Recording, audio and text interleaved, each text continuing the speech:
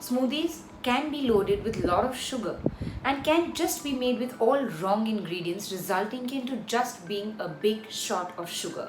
But many times we do need smoothies which are high calorie for sports performance. Getting a right blend of smoothie from certain kind of a high protein base and fruits can add to a great smoothie combination. Are all juices healthy? Again, no. Juices can also be either just off the shelf with a lot of preservatives, and if freshly made can also be loaded with a lot of sugar. So you want to be very careful when you are buying smoothies and juices or drinking them, because not all are healthy. While there are a lot of ways in which weight loss can be monitored, and one of the most common ones is to track the calories and the macronutrients, that is your carbohydrate, protein and fat. While it is not a robust form for multiple reasons, because calories does not just come from rich foods. Calories even come from proteins which are necessary and even come from good fats. So it's important to know where the calorie is coming from.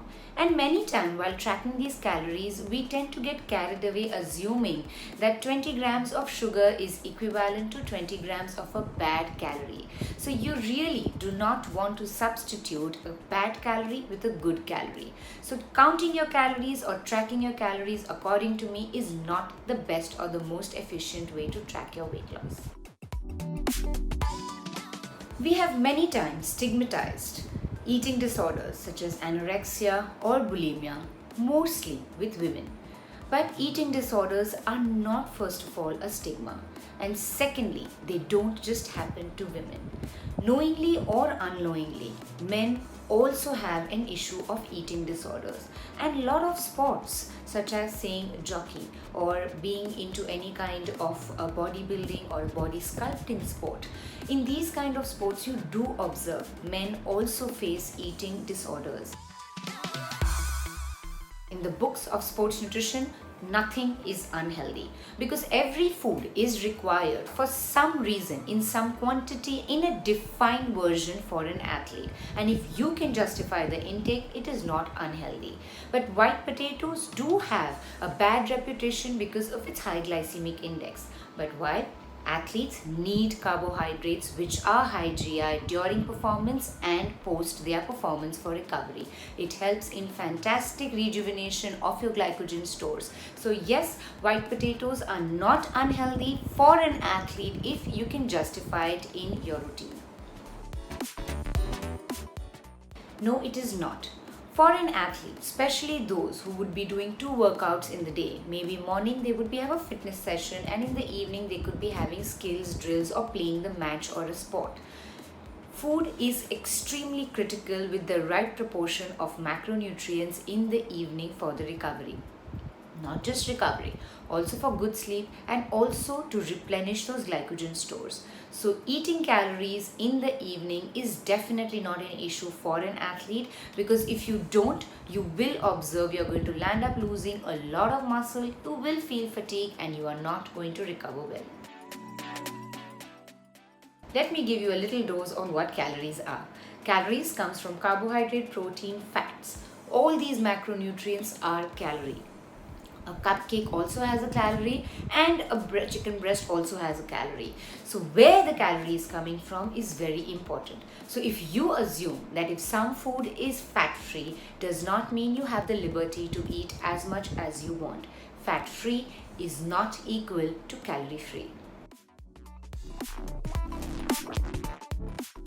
Every body has a different kind of metabolism, and what is most important is for us to understand that metabolism can be increased by eating or consuming metabolically rich foods. If you think you're going to be eating multiple times in the day, but what you're going to be eating is sugary biscuits or cupcakes as your every 2-hour meal, that's not going to work. So yes, having high protein foods, having low GI foods are great for your metabolism. So that can be added in your diet to pump up the metabolism, but just randomly skipping a meal and leaving your body starved or consuming multiple meals which are actually not very healthy is not good for your metabolism.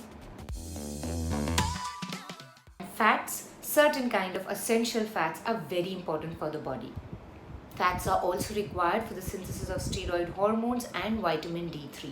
Fats are required because of its anti-inflammatory property. Again, it all comes down to the quality and the type of fat that you consume. If you fry something, that is not considered to be healthy. But if you're going to add a full fat avocado or a couple of spoons of olive oil in your day, that is definitely a good fat.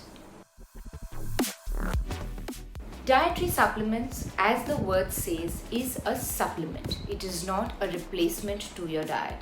So, is it critical and important for every athlete or individual to add a supplement in the diet? Well, it is not. Dietary supplements should only be added if you have a deficiency or are unable to meet your day's requirement or allowance. So, if you feel just because you are an athlete, you need an extra dose of supplement, well, if your diet is not enough, we might give it. But if it is, then you really don't need to add one.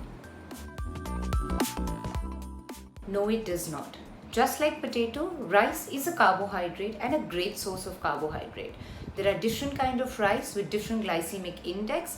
Brown rice has definitely more fiber and gives it a slightly low glycemic index. But rice, when combined with a good protein, a high biological value protein, it's going to reduce the speed of absorption, and that is only going to be extremely satiating.